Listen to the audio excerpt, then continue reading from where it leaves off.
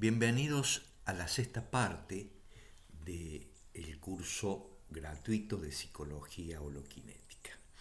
Hoy vamos a hablar sobre mente grupal, también llamada o mal llamada telepatía. ¿Por qué mal llamada telepatía? Tele significa a distancia, lo que implica que hay un emisor, una persona que emite o un ente que emite un contenido y otro que lo recibe, que lo recepta. En este caso, la mente grupal se trata de superposición de contenidos de la memoria. O sea que ese contenido está en varios cerebros.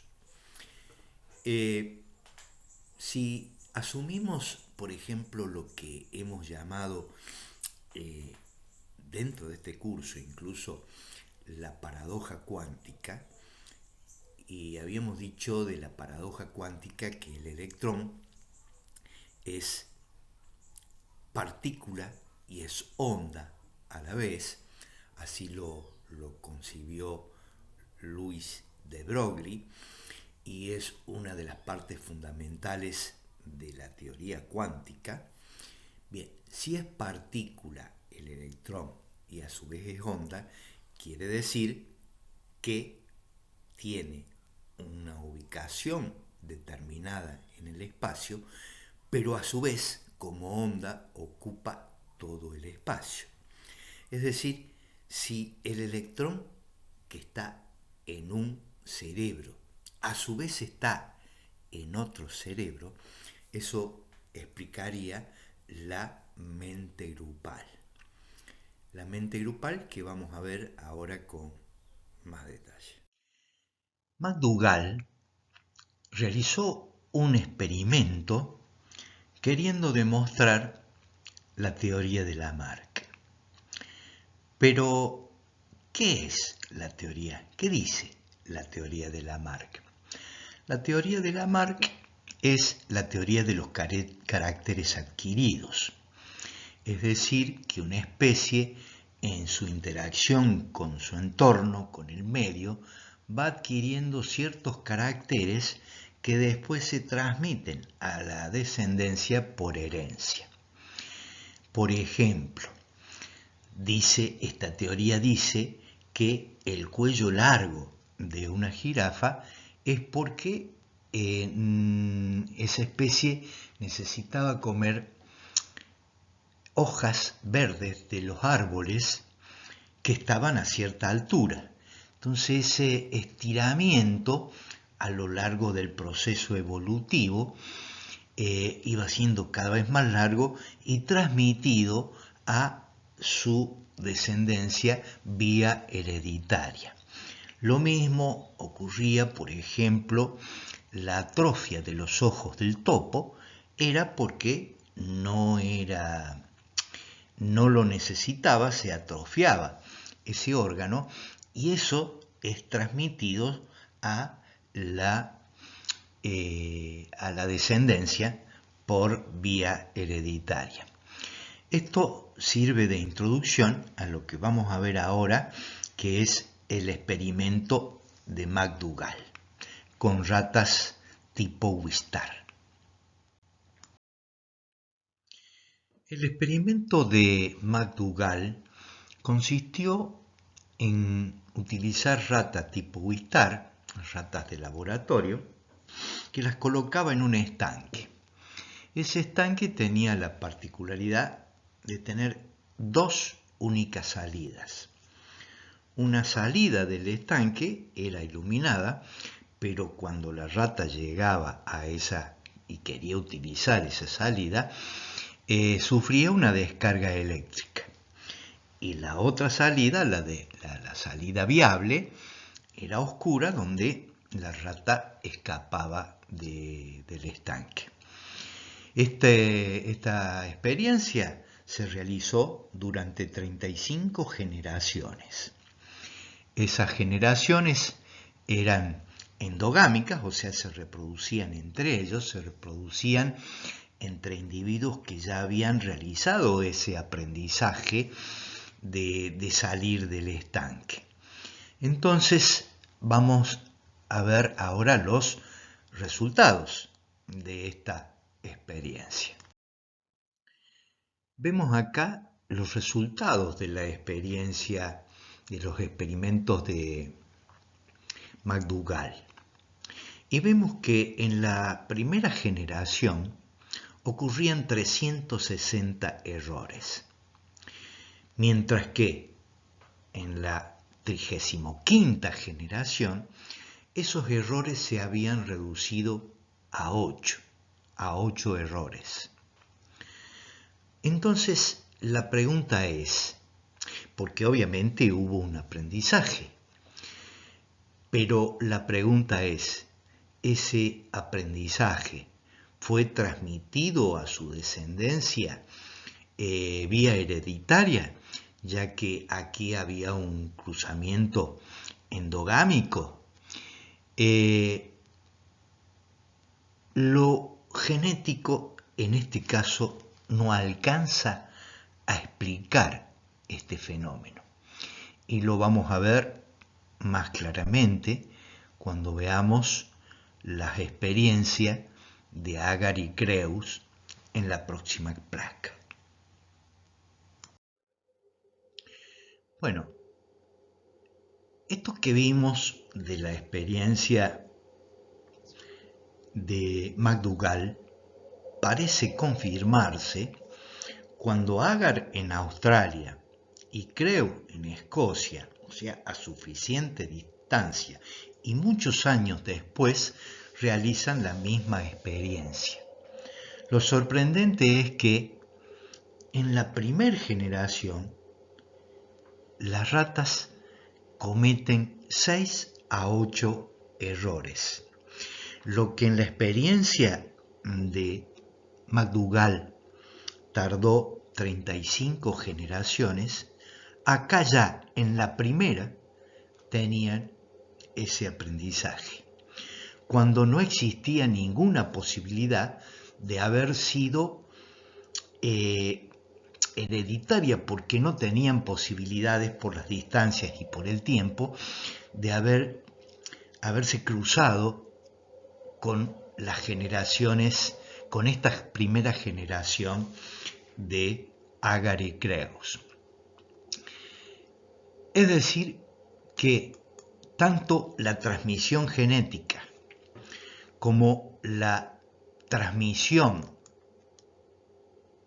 de conocimientos adquiridos no podía explicar este fenómeno.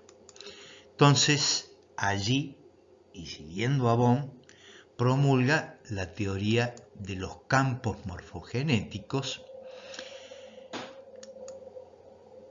y ahí la idea de que las ratas tenían una mente grupal empieza a ser un poco más aceptable.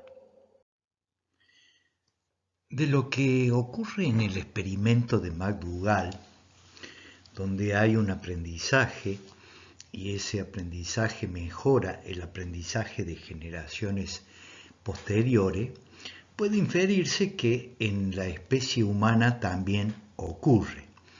Es decir, que es posible que un hombre o digamos una persona que viva en percepción unitaria esté abriendo la puerta a la percepción unitaria de otras personas o de todo el planeta, digamos, o sea, todos los seres humanos. Es decir, un ser humano vive en percepción unitaria y de alguna manera eso está generando que otros humanos empiecen a vivenciar este cambio neurofisiológico. La resonancia, visto desde la perspectiva de David Bohm, es no solamente un cambio de dos entes materiales que cambian al unísono, aunque estén separados por gran distancia, sino también puede ocurrir una transformación que es perceptible a nivel consciente, una transformación a nivel significado, digámoslo así. O sea, la mente grupal es cuando un cerebro puede recordar los contenidos de la memoria de otro cerebro, donde la memoria está en cada punto del cerebro, como hemos visto, con Carl Pribram. Entonces también podemos decir que la memoria esa está en cada punto de todo el cerebro humano. La mente grupal emerge si se disuelven los límites absolutos entre las mentes, es decir, si dejamos de aferrarnos a esa ilusión del yo. La mente grupal es una superposición de memorias, por lo tanto pertenece al ámbito C. Y la mente grupal es una contingencia de vivir en percepción unitaria. No es una idea ni una creencia, sino un hecho. David Bohm afirma que la noción de mente grupal tendrá que ser muy aterradora al principio, porque la mente se identifica, el pensamiento se identifica con la personalidad, entonces reaccionará para proteger el sentido egoísta del yo. Bueno, en la placa anterior he cometido un error, y está bueno esto de cometer errores, así cuando se subsana el error con una fe de rata se pone de relieve algo que adquiere un mayor énfasis. El error cuando se dice que la memoria está en cada punto del cerebro, como lo dice Carl Pribram, está también por la mente grupal en cada punto de todos los cerebros de los seres humanos. No, como se dijo, en cada punto del cerebro, en cada punto de todos los cerebros está ese mismo contenido de la memoria.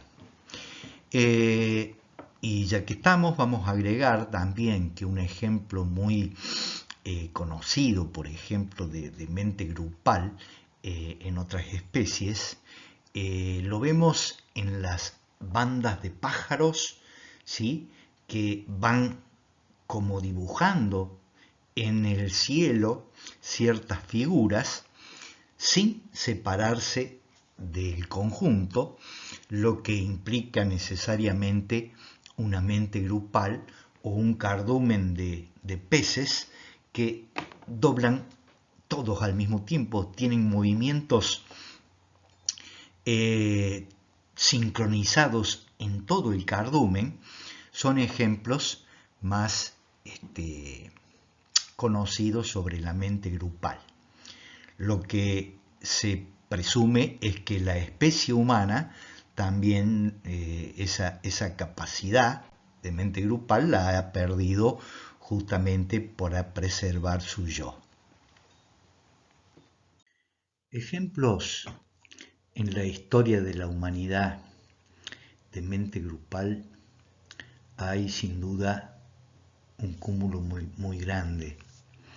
En las enseñanzas de otras culturas, incluso antes de Cristo, hay manifestaciones en tal sentido, pero vamos a referirnos a la enseñanza del cristianismo que es más afín a nuestra cultura. Por ejemplo, en Mateo capítulo 25, versículo 40, de cierto os digo, decía Cristo, de cierto os digo que cuando lo hiciste algo a mis hermanos más pequeños, a mí me lo hiciste. O, por ejemplo, el apóstol Pablo, somos miembros unos de otros pertenecientes a tal cuerpo. También se ve en Juan capítulo 17, versículo 21, para que todos sean uno. O sea, lo interesante es que esta enseñanza fue impartida por otras culturas aún antes del nacimiento de Cristo. Es decir, por ejemplo, palabras como las de Lao Tse, el Buda, Cristo y ahora Jiddu Krishnamurti. O sea, podemos hablar de un hilo conector entre todas esas enseñanzas y que muchas veces hacen referencia a esto de la mente grupal. Lo mismo ocurre en la ciencia, por ejemplo, el descubrimiento del concepto de diferencial que es realizado por Newton y por Leibniz. Si bien es cierto que existen ciertas correspondencias que se encuentran en la psicología holokinética con lo que dijo Lao Tse en el Tao Te Ching o en el Sutta Pitaka del Buda y los evangelios cristianos, no sé si es tan extenso el hilo conductor, pero sí que hay una correspondencia. Lo que sí dice Rubén Feldman González, que hay un hilo conductor entre las enseñanzas originales de Cristo con las enseñanzas que trae Jiddu Krishnamurti. Pero esto lo vamos a ver más extensamente cuando en este curso hablemos de exégesis. Por ahora vamos a hacer simplemente esta aclaración. Nos dice Rubén Feldman González, el creador de la psicología holokinética, que todos somos uno es un hecho. No se trata de una conclusión basada en alguna creencia o una idea romántica o de pensar así por una mera opinión conveniente a una ideología. Parte de la vivencia de la percepción unitaria, de la percepción directa, del movimiento ahora inmediato, uno se da cuenta de que todos somos uno. Cuando uno tiene esa vivencia, que implica un cambio en el funcionamiento neurofisiológico del sistema nervioso central, uno puede darse cuenta de que todos somos uno. Al querer explicar esa vivencia, sabemos que la palabra no es la cosa. O sea, solo se puede vivenciar. No es algo que se pueda explicar. Entonces le reclamaba a un interlocutor que tiene que haber alguna evidencia experimental científica de eso para que se pueda considerar un hecho. Si no tengo esa evidencia, como que no se puede vivenciar. Entonces Rubén RFG le responde: usted debe saber que el ser humano tiene tendencia natural a resistir las evidencias. Por otro lado, tiende a creer en las cosas más irracionales, sin nunca intentar obtener una evidencia. La misma historia de la ciencia está llena de hechos significativos, como por ejemplo la creencia de que el calor era una sustancia que impregnaba los objetos, el material. Esa sustancia se llamaba el flogisto. Hoy se sabe que el calor es una energía que produce un movimiento más acelerado, una agitación de las partículas o moléculas. Es una energía en tránsito. O sea, en percepción unitaria, el que vive en percepción unitaria y llevó toda una vida en percepción unitaria, es el comienzo de darse cuenta de que todos somos uno. Venimos hablando de Lamarck con su teoría de los caracteres adquiridos, un evolucionista, o sea que de esa manera las especies iban evolucionando, en oposición a Darwin, que también era un evolucionista, pero decía que había cambios hereditarios, pero que después el medio se encargaba de seleccionar aquellos que eran viables y aquellos que no se adaptaban bien al ambiente, o sea, solamente sobrevivía aquel que se adaptaba bien. En la teoría dice la supervivencia del más apto. Bueno, los dos están dentro de lo que se llamó el evolucionismo, de que las especies van cambiando, van evolucionando por un mecanismo, por otro, pero también ellos estaban en oposición a lo que se llamó el fijismo o el fijismo creacionista, donde se suponía que las especies no evolucionaban, no cambiaban, algo así como que Dios tenía un prototipo de perro o de gatos y todos los que se encontraban en este planeta eran una copia exacta de ese prototipo y que no cambiaban. Uno de los exponentes conspicuos de esta corriente era Linné, que hace toda una descripción y claves para diferenciar especies. Hoy el evolucionismo también está, digamos, en cuestión. Por ejemplo, la resonancia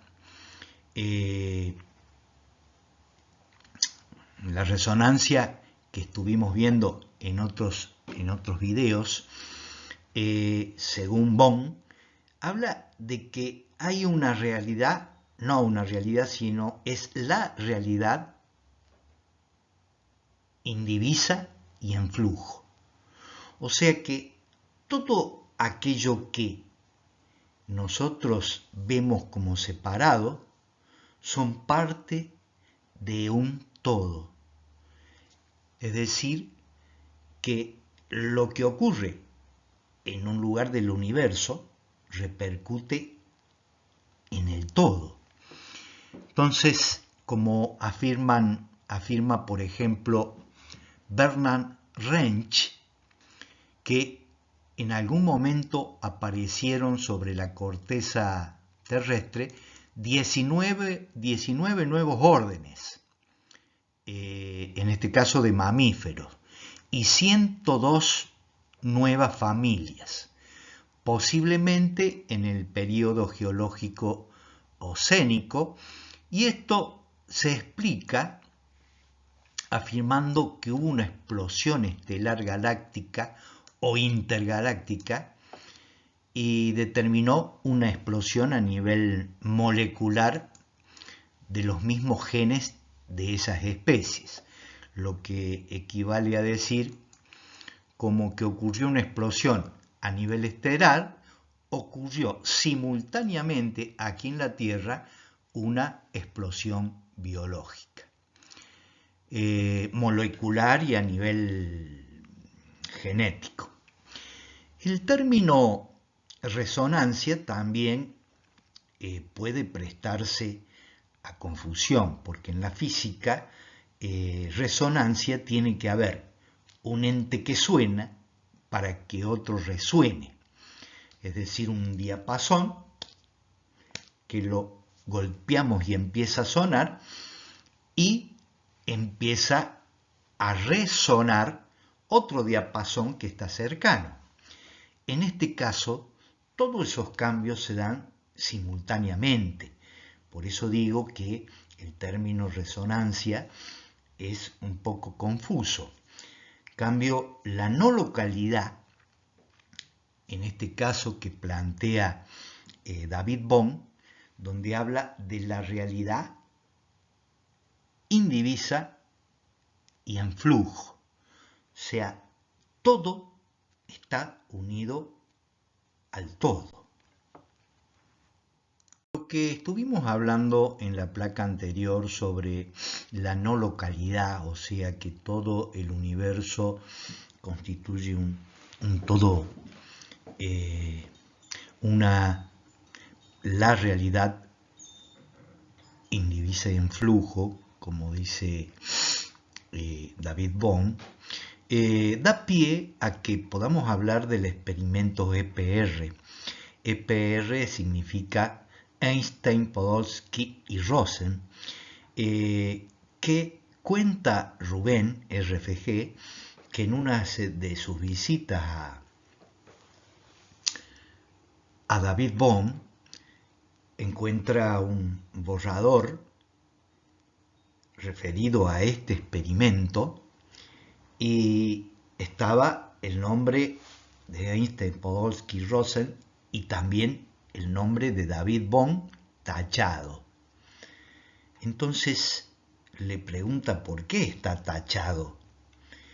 Y David Bohm, con toda su humildad, le dice, porque ya éramos muchos. Como que en la presentación ante la prensa eran muchos nombres, entonces se tachó él, siendo él el que diseñó tal experimento. ¿En qué consiste el experimento? El experimento dice, que luego fue comprobado, que si un electrón, una de las particularidades que tiene el electrón es el spin, el llamado spin, digamos el giro sobre su propio eje, por decirlo así, aunque en física cuántica no es tan literal, digamos, la figura, pero el giro, que puede ser hacia un lado y hacia otro lado, cuando se cambia el spin de un electrón, ya sea porque está afectado por un rayo de luz o por el mismo observador, ese electrón cambia de spin, cambia el sentido del giro, cambian el sentido de giro o spin de los electrones que están próximos y que están lejanos a este electrón. Esto nos habla de una conexión directa entre ellos.